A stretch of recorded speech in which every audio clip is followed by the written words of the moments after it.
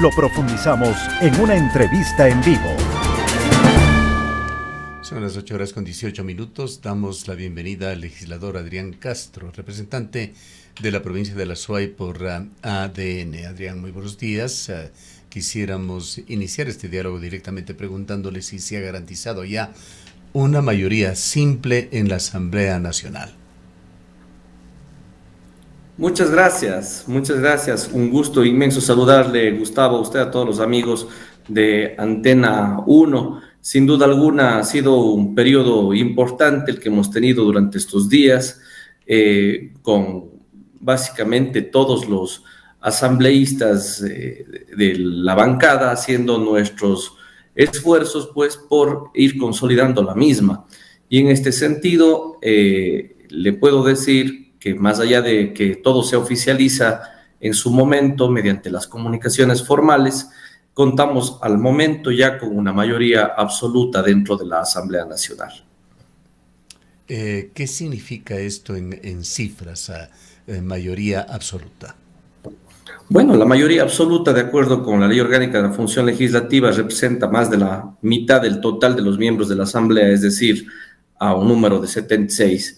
Somos 151 asambleístas, divididos para 2, son 75,5. Se redondea siempre hacia arriba y esa 76. Mayoría, como usted conoce, es necesaria para...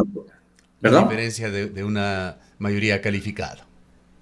La mayoría calificada implica el voto favorable de al menos 2/3 del total de los miembros de la Asamblea, es decir, 101 votos. Si somos 151 asambleístas, por los 2/3 partes son 100, algo. Se redondea igual hacia arriba y esa mayoría es necesaria para algunas situaciones también que se tratan en la Asamblea Nacional. Entonces, ahí la diferencia entre la mayoría calificada y la mayoría absoluta. Adrián, muy buenos días. Pues sería importante que usted pueda comentarnos con quiénes ha habido estos acercamientos, quiénes se han sumado a la bancada de Acción Democrática Nacional para conformar esta mayoría. El día de ayer le escuchábamos a la asambleísta Baltasar, si no me equivoco, de el movimiento Pachacuti, quien decía que no se sumarán a ninguna de las bancadas para hacer una mayoría y que apoyarán únicamente las propuestas y los proyectos que consideren pertinentes. Hemos escuchado la posición del Partido Social Cristiano, pero sería importante que usted pueda comentarnos. En algún momento escuchamos a asambleístas del oficialismo precisamente diciendo que tenían ya asambleístas independientes que se han sumado, asambleístas del PSC e incluso de Pachacuti. ¿Qué nos puede comentar usted al respecto? Bueno, por respeto a los colegas asambleístas, no puedo revelar el nombre de todos ellos, solamente de los que ya públicamente en sus redes lo han puesto, ¿no? Como en el caso de Edwin Jarrín o de Steven Ordóñez.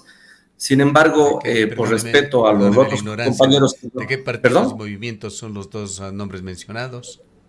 Edwin es asambleísta por Morona Santiago, Steven asambleísta por la provincia del Oro. Tienen sus movimientos allá,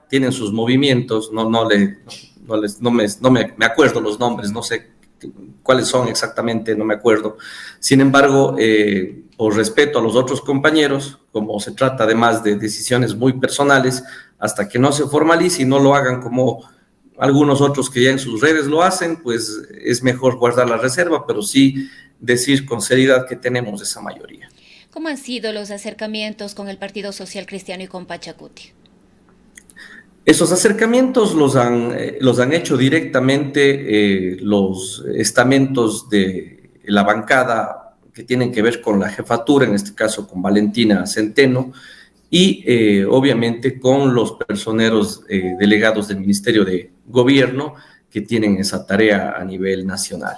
Nosotros, por nuestra parte, mantuvimos la reunión con nuestro colega Edwin Jarrín de Morona Santiago y además con el colega Steven Ordóñez de la provincia del Oro. Entonces, por ahí más o menos se dieron los acuerdos y se están llevando a cabo las conversaciones y contentos porque definitivamente lo que necesita este país que ha estado sumido ha sido ingobernable durante muchos años, finalmente va a haber la luz de que no tengamos sus inconvenientes a futuro, en buena hora. Y en cuanto a los 9 votos de Pachacuti, ¿qué es lo que va a suceder?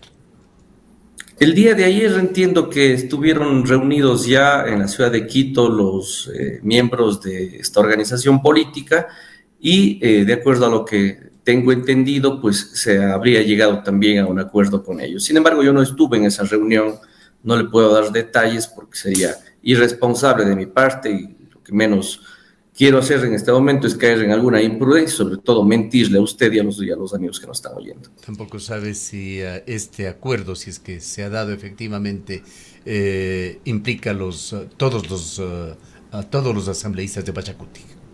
No, no desconozco el particular, querido Gustavo. Ya. ¿Qué consideraciones han hecho en ADN a esas declaraciones públicas críticas que ha hecho Cecilia Baltazar, que entendemos tiene una posición de liderazgo dentro del bloque de Pachacuti, que ha hablado que eventualmente podrían apoyar con sus votos a la mayoría que se está conformando allá, esa mayoría absoluta de la cual usted ha hablado, pero lo que no están de acuerdo es que sea la madre del presidente de la República, Anabel Asín, la candidata y eventualmente la presidenta de la Asamblea. Ella habla de un conflicto de intereses que se daría y efectivamente lo menos que se podría decir es que se configuraría una posición un tanto extraña. El Ejecutivo y el Legislativo en términos democráticos se cuidan mutuamente, se auditan mutuamente, se fiscalizan mutuamente y ese sería el conflicto de intereses que se generaría quitando el valor que tienen los pesos y contrapesos de una democracia. No escuché la declaración de Cecilia, como usted acaba de decir, el día de ayer me dice que ha sido... en Diario El Universo. Sí, no he tenido la oportunidad de escuchar a Cecilia, le he escuchado a Dina Farinango, a Manuel Choro, a tantos dirigentes de Pachacuti, pero esa declaración particularmente no la he escuchado. De algunos otros dirigentes, pues no se ha expresado, no han dicho alguna cosa en ese sentido, pero ahora que concluya la entrevista me voy a poner a revisar esta declaración de Cecilia Baltazar que usted me acaba de indicar. ¿Qué opinión tiene? Le preguntaba sobre ADN, ¿qué consideraciones han hecho sobre el tema? No, a ver, en el caso de la doctora Anabel Asín, ella fue electa por voto popular. Ella no es delegada como ministra ni designada por una terna, ni mucho menos. No, ella es electa por voto popular. Y como es electa de voto popular, tiene absolutamente todos los derechos políticos que le garantiza la ley orgánica de la función legislativa. Más allá de que sea la madre del presidente, la doctora Anabel Asín, sin estar en la papeleta y con mucho más derecho que otros que uno no entiende ni cómo entran porque no tienen las credenciales que tiene la doctora Asín, ha hecho un trabajo espectacular desde hace décadas por los barrios más pobres de este país. La conocen por eso, no porque sea la mamá del presidente, sino por las brigadas médicas que ha hecho. Tener a ella y no a un jefe de los Latin Kings en la presidencia de la Asamblea Nacional me parece de lujo y ojalá que se dé en ese sentido. Y cuando sea del caso y tenga que tratar temas del Ejecutivo, pues deberá excusarse. Eso es lo que se suele hacer. Si el día de mañana existe un conflicto de interés, así dice la Constitución, cuando usted encuentre un caso en donde tenga conflicto de interés, simplemente se excusa del tema y no hay ningún problema. Así manda la Carta Suprema. Pero de ahí comparar a la doctora Asín con Ronnie Aleaga, que fue presidente de los Latin Kings y que estuvo dentro del CAL, no hay punto de comparación. Ahora, doctor Castro, ¿es una decisión ya en firme de la bancada de ADN proponer el nombre de Anabel Asín para la presidencia de la Asamblea Nacional? En su momento se hablaba de que podría ser también Esteban Torres u otro candidato, y la pregunta es, ¿cuáles son las aspiraciones o expectativas respecto de las dos vicepresidencias y especialmente del CAL? Tantos nombres, sí. No, hay muchos nombres dentro de la bancada, ciertamente. Muchísimos nombres de gente muy valiosa que puede estar ahí. La primera carta que se baraja, obviamente, es la doctora Anabel Asín, es la asambleísta más votada, recibió la mayor cantidad de votos del pueblo ecuatoriano y la expresión soberana del pueblo se manifiesta en las urnas, eso por un lado. De ahí que la línea de gobierno, que es la que ha propuesto Daniel Noboa, junto con los asambleístas, junto con su gabinete, y enfocadas en un plan de trabajo que está clarísimamente determinado, que es una lucha frontal a la narcocriminalidad transnacional, a la generación de empleo, etcétera, etcétera, Eso ha sido lo que escogió el pueblo ecuatoriano. Por lo tanto, yo he dicho de manera frontal, la presidencia tiene que ser, obviamente, oficialista, al igual que las principales comisiones dentro de la Asamblea Nacional. De lo contrario, vamos a tener nuevamente ese viso de ingobernabilidad que no le ha permitido salir adelante a esto. ¿Dónde ocurre esto? Pues en las democracias más avanzadas. Esto pasa en Europa, pasa en Norteamérica, pasa en Asia, porque así tiene que ser. De lo contrario, ¿cómo se gobierna? Frente a una asamblea que lo último que hizo durante este periodo fue botarle cantidad de piedras para entorpecer el camino del progreso al país, tratar órdenes del día absurdos, como por ejemplo traer días nacionales. El calendario ya no tiene más días nacionales, día del gamer pusieron una vez, y eso es intolerable. Aquí las cosas se deben hacer en función de una agenda de gobierno que es por la línea en que votó, y ni siquiera con un margen muy pequeño, sino con un margen enorme de votos del pueblo ecuatoriano. Ahora, hay varios temas muy importantes, aspectos del convivir nacional que no podrán resolverse solamente con la mayoría absoluta, que requerirán de una mayoría calificada, porque ya están, para comenzar, los juicios políticos, hay reformas constitucionales, muchas de ellas que podrían ser el camino en este debate de si habrá la Asamblea Nacional Constituyente, sobre la cual vamos a hablar también más adelante con usted. Pero las reformas constitucionales no podrían tramitarse sin una mayoría calificada, la eventual destitución de asambleístas, aprobación de tratados internacionales, modificación de leyes orgánicas. Así es, por eso es indispensable contar con un bloque que tenga un número importante de asambleístas y que nos permite el día de mañana tener una aprobación, sobre todo de los temas de las leyes más importantes. La mayoría absoluta se necesita para aprobar leyes ordinarias, las leyes orgánicas, las de elección de las autoridades internas de la Asamblea, para aceptar una renuncia de una alta dignidad, para revocar los estados de excepción, para cualquier cosa de las más importantes que están dentro de la ley. Y esa es sobre todo la que aspirábamos en principio y que la estamos consiguiendo, como le acabé de decir al inicio, que es importantísimo, ¿no? Luego, por supuesto, la idea de la consulta popular, más bien dicho, de la constituyente que tiene el gobierno y que se debe plasmar, primero porque fue un llamado que se hizo al pueblo ecuatoriano en la campaña electoral para sumarse a esa decisión, y luego, pues yo considero que en la Constitución hay muchas cosas que corregir. La historia ecuatoriana nos ha enseñado de que cuando se modifica, cuando cambia nuestra sociedad y los aspectos sociales de nuestro país, las realidades históricas del Ecuador, pues las constituciones también cambian. Y en este sentido estamos atravesando por una etapa muy difícil como ecuatorianos, en donde las estructuras estatales, tanto políticas como administrativas, han sido cooptadas por grupos que están ligados a la narcodelincuencia. Entonces, entrar a una situación de estas implica hacer cambios radicales, porque definitivamente hay ciertos órganos que no están funcionando y hay ciertas instituciones jurídicas que deben definitivamente cambiar a través de una constituyente. Hablar de una mayoría calificada, de hecho, asambleísta Castro, es hablar de votos del correísmo. ¿Ve usted 101 votos. ¿Ve usted la posibilidad de que se pueda lograr una mayoría calificada eventualmente? Estoy seguro de que eso se puede conseguir, y le voy a decir que hay varios ejemplos.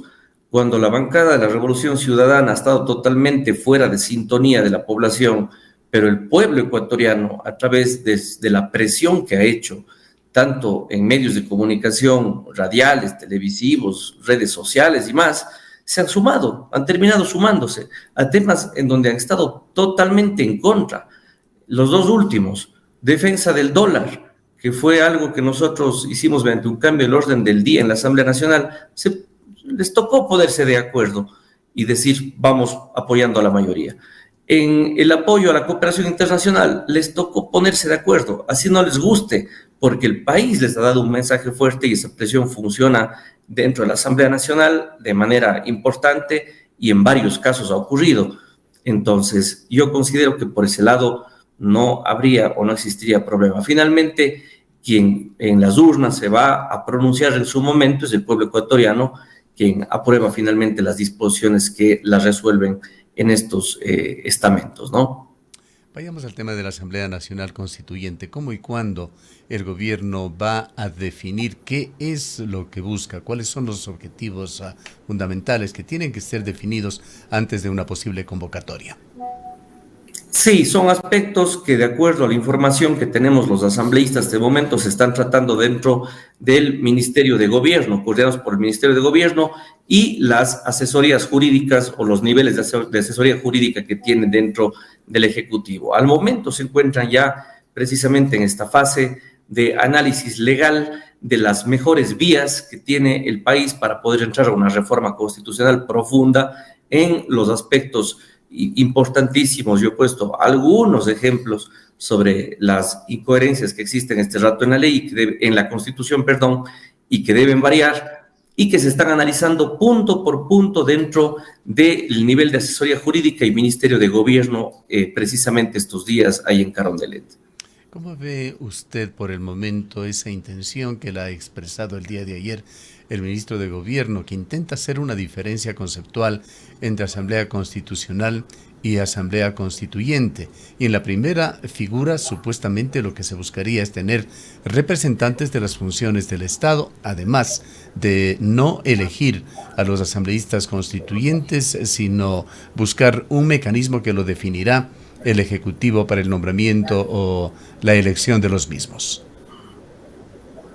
Precisamente, no solo esos dos caminos, sino algunas otras vías para reformas constitucionales importantes son los que están analizándose ahora. Conocí del criterio del señor ministro de Gobierno, como también existen otras posiciones de los juristas también que se integran al análisis jurídico y participan directamente dentro del nivel ejecutivo. Pero es un análisis que tienen que tomar ellos, insisto, dependiendo de cuál es el alcance y el nivel finalmente del cuerpo, de la reforma general que se haga a la Constitución, y en función de eso yo creo que ellos son quienes en los siguientes días nos darán ya la posición jurídica final y cuál será la vía más inmediata, además pensaría yo, para poder entrar a una reforma constitucional que definitivamente estoy convencido de que se requiere. El país no puede seguir tocando fondo a cuenta de que hay muchos candados en la Constitución que impiden incluso a la Asamblea Nacional a trabajar en leyes que ya quisiéramos tenerlas este rato en el país. Bien, en esto quisiera tocar también un tema importante que preocupa y que puede constituir también un tema de debate en lo que se viene con una Asamblea Nacional Constituyente, en el cambio de esas definiciones de la Constitución. Constitución de Montecristi, que tiene sus valores, no todo es malo. Entre ellos ha sido el tema de los derechos que han quedado constituidos, valga la redundancia, a través de la Constitución de Montecristi. Entre ellos están derechos de la naturaleza, herramientas que han sido utilizadas en el Ecuador también para proteger el medio ambiente. ¿Qué consideraciones se están haciendo sobre este tema? Pues se teme, y así lo han expresado algunos actores públicos, de que se intente ir hacia una regresión de derechos en esta gama de preocupaciones medioambientales que existen en Ecuador. Bueno, no creo que eso ocurra, porque previo a cualquier decisión que se tome y a los textos que se definan, existe la necesidad y la obligación de que la Corte Constitucional se pronuncie. Si es que existieran algunos artículos o disposiciones que estarían en una línea de regresión de derechos, la Corte lo impide inmediatamente, ¿no? Acuérdense que hay un bloque constitucional de constitucionalidad que hay que respetarlo, y eso es lo que no se puede romper por ventaja en nuestro país. Las necesidades de reforma en la Constitución van enfocadas a una lucha contra la narcodelincuencia y la corrupción enquistada en las estructuras políticas y administrativas de este país, que han sido cooptadas por estos grupos. Y por ello es que usted tiene una ola de impunidad en el país, en donde mientras usted, Gustavo, y yo estamos conversando este momento, resulta ser que en algún cantón, algún juez multicompetente de este país ya está liberando a algunos delincuentes o corruptos de la mano de acciones de protección, medidas cautelares y demás. Esas son realidades que están ocurriendo en este momento. O que el día de mañana usted le ponga un nivel de grupo de atención prioritaria a un violador frente a una persona o al ciudadano de a pie, que es el que está aportando con su trabajo día a día de manera honesta en este país. Ese tipo de cosas hay que analizarlas. O el control de nuestras fronteras, que han sido abiertas de par en par, para que aquí entre Raimundo y medio mundo, y no me refiero a gente que viene a trabajar, porque efectivamente nosotros también lo hemos hecho como ecuatorianos en otros países, sino a gente que viene con prontuarios judiciales muy conflictivos al propio Tren de Aragua de Venezuela, que se ha enquistado en nuestro país. Entonces, más bien va enfocada hacia allá el tema de la reforma.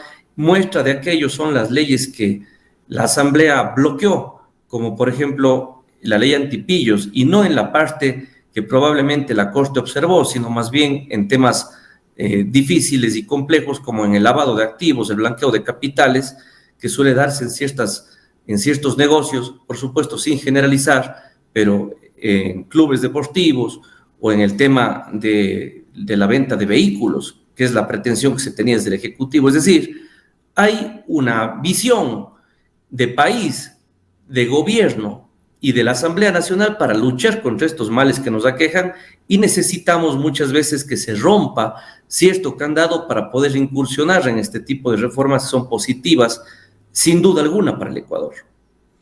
Al momento, el ministro de Gobierno ha puesto en duda, o por lo menos ha hecho sugerencias con respecto a interpretaciones del artículo 444 de la Constitución, que norma justamente los procedimientos para la Asamblea Nacional Constituyente.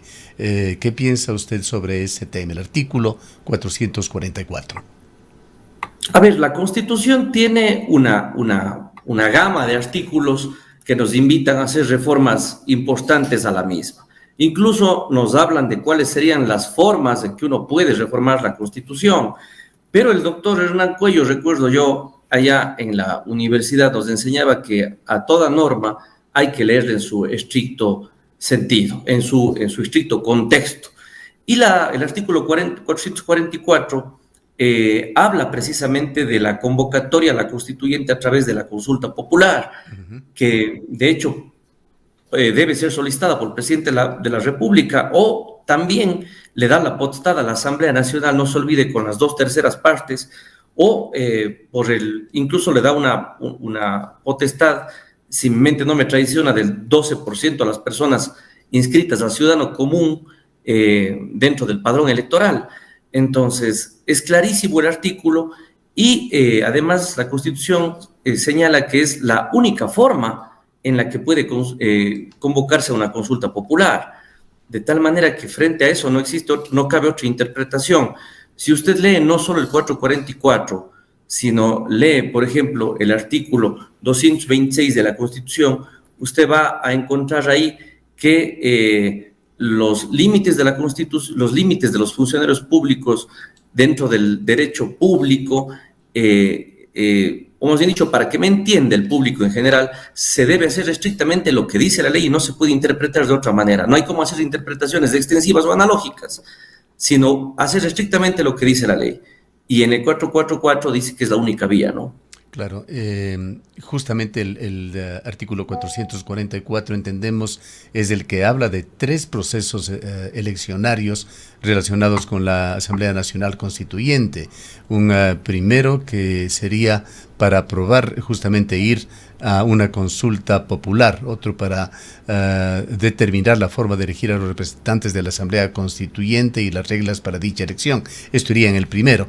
En el segundo proceso sería para elegir ya a los constituyentes, y el tercer proceso para aprobar o no la Constitución. Esto está muy claro en el 444, pero es justamente de la forma de elegir a los representantes de la Asamblea Constituyente lo que está poniendo en duda a la interpretación que hizo la Corte Constitucional el ministro de Gobierno. Así es que en el 444 existe una parte que indica que la consulta tiene que incluir la forma de elección de los representantes y las reglas del proceso electoral, pero ahí no dice en el 444 que eso tiene que ser consultado. Dice que tiene que incluir en la primera convocatoria que se hace este tipo de elección de los representantes. al final del artículo 444 dice que ya el texto final de la nueva Constitución es el que se tiene que someter a consulta popular. En principio serían 2, desde mi punto de vista. Y lo que ha determinado la Corte tendría que ser refutado de alguna manera, porque la Corte Así habla es. de que sea esto a través de un llamamiento a elecciones. Sí, sin duda alguna, pero usted recuerde que existen otros mecanismos para poder determinar el tipo de electores, depende cuál es el contexto en el que analizó la Corte Constitucional este particular. Si es que de parte del Ejecutivo se emite la consulta remitiendo al menos la idea general de la elección de los representantes y las reglas del proceso electoral, aquello tranquilamente puede variar. No es que sea una camisa de fuerzas, sin duda, ese pronunciamiento tampoco, porque hay que analizar el contexto en el que se da, ¿no? Bien. Le agradecemos mucho por habernos atendido, asambleísta Castro. Muchas gracias a usted, Gustavo. Un saludo a la distancia y espero vernos muy pronto también allá en vivo en su cabina. Le agradezco mucho. Una Muchísimas linda gracias. mañana. Nuevamente han escuchado al abogado Adrián Castro, legislador de la provincia de La Suay por ADN. Son las 8:40.